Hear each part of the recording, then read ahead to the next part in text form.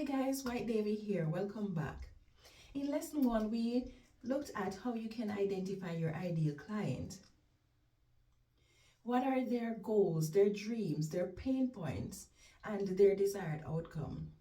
For some of you, you already know who your ideal clients are. So in this brief video, we're going to be looking at your options when choosing ideal clients. Gardeners are a great option because more people are becoming health conscious and therefore they're turning to growing their own foods. There are those who are concerned about food shortages or the high cost of food, and so they decide to grow their own. And then there are those who simply want to play their part in protecting the environment, and so they would like to get involved in worm farming. So these three options, these three avenues create option for you to market your worms. Then there are the farmers who face the challenge of dealing with the constantly rising cost of fertilizer or the unavailability of fertilizer. There are more and more people turning to grow organically, and there are those who have been using chemical fertilizers for such a long time that it has caused serious damage to the soil, and now they need to find a way to repair that. And so more and more farmers are turning to growing using organic fertilizer. And this is where worm farming comes in. Next, we have landscapers. A lot of gardeners are concerned about growing organically, but then they will use chemical fertilizers on their lawn while having a garden next to it. Now, based on the standards for growing organically, there should be, between a farm that uses synthetic fertilizer and those that are growing organically, there need to be at least 25 feet between both farms. So if a gardener is growing organically and they are using chemical fertilizer on the lawn, then their food are not really organic.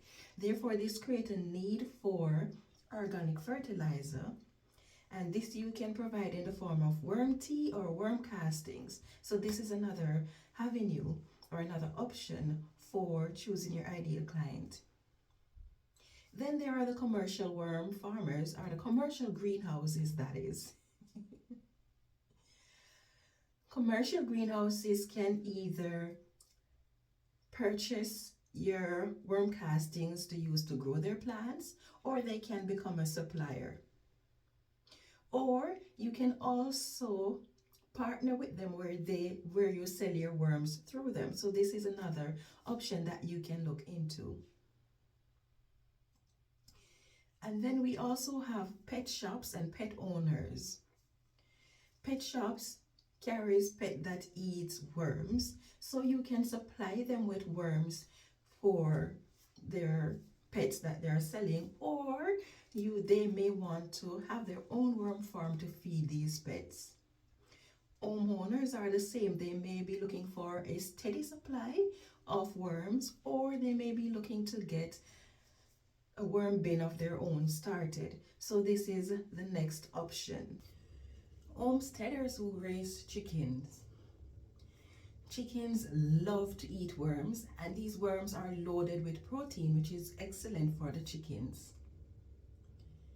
Then there is the bait shop.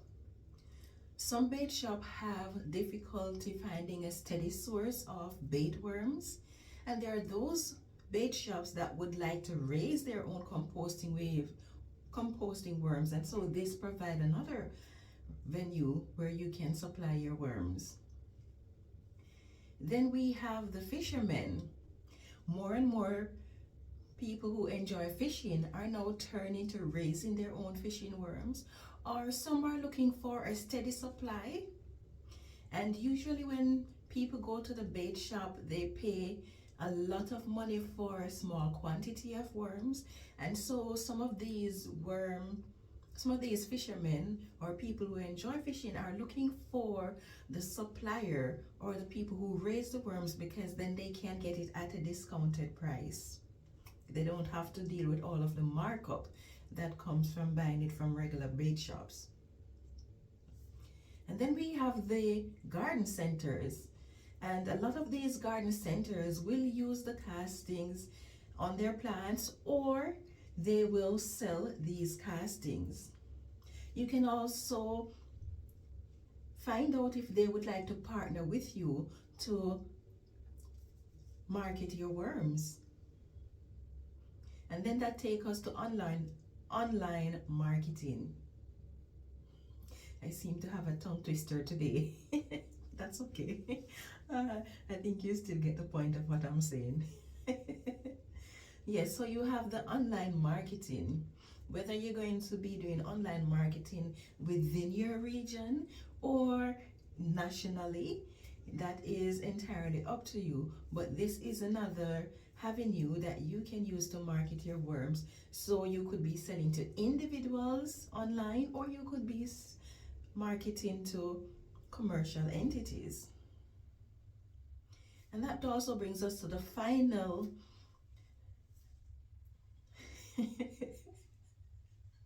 I think my brain is sleeping. I need something to wake it up. Yeah, so the final one on the list is commercial worm farm that supplies worms and castings. And this might sound strange to you. Why would a commercial worm farm be buying worms from us? But there are large commercial worm farms that outsource their worm and casting production, or they get their supplies from other worm farmers. So this is another avenue that you can look into when you're choosing your ideal clients. So for the commercial entities that I've mentioned, whether it is the commercial greenhouse, the garden center, the commercial worm farm, the bait shop, you can talk with these suppliers and see if they would be they'll be willing to partner with you to sell your worms and your worm castings. And if you're going to be looking for a partnership with these guys where they order through you, then one of the things that you need to consider, and this is very important, is that they have to see what it is that they are going to be getting out of your offer. So when you tailor your offer, do not focus on what you will get. You want to focus on what those partners of yours will get. What is the benefit? What is the outcome that they're going to get from partnering with you? And you have to spend the time to really think about it and make it something attractive that makes them really want to do business with you. Because if not, then it's just going to be a waste of time. So you want people who can help to drive your business. And one of the reasons why this is such a good idea to try to partner with these commercial entities so that people can order from them and you supply the product is that as someone who is just starting out, or maybe you have started for a while, but then your reach only goes that far, a lot of these commercial entities have people coming in and asking, do you supply worms? Do you supply worm castings? So if you can partner with these guys, then you are increasing your chances of reaching more clients and growing your business faster. So sit down, spend the time, put yourself in these commercial entities' shoes and ask yourself, if I was to partner with someone and take their orders and give them sale, what would I want out of this relationship? And when you're thinking about what you would want, also try to think about what they would want, because then you're covering more grounds and then you can tailor the offer that you're going to make to them. And while you're doing this, of course, you have to pay close attention to ensure that you're not giving away your production, because you're the one who is going to be doing all of the hard work, planning the worm farm, looking after the worms, harvesting the castings, gathering the food source, everything for the worm farm, the packaging of the goods, all of that is going to be on you. So when you are putting together your offer, make sure that you stand to really benefit from it, so that you're not just giving away all of your hard work. as you think about who your ideal client is going to be, try to be as creative as you can be, because you don't want to be going after the same set of people that others in your region are going after. So can you think of who it is that you can target? Is there anyone on the list, anyone not on the list that I mentioned that you can think of? The best way to gain your ideal client is by adding more value. So you can add more value by creating your ideal client. Who are they? So you want to think outside of the box. You don't want to be competing with everybody else in this industry.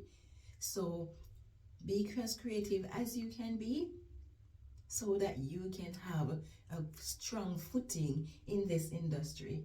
And with that, we have come to the end of this lesson. So I hope you will spend the time to do the assignment, and I'll see you in the next lesson.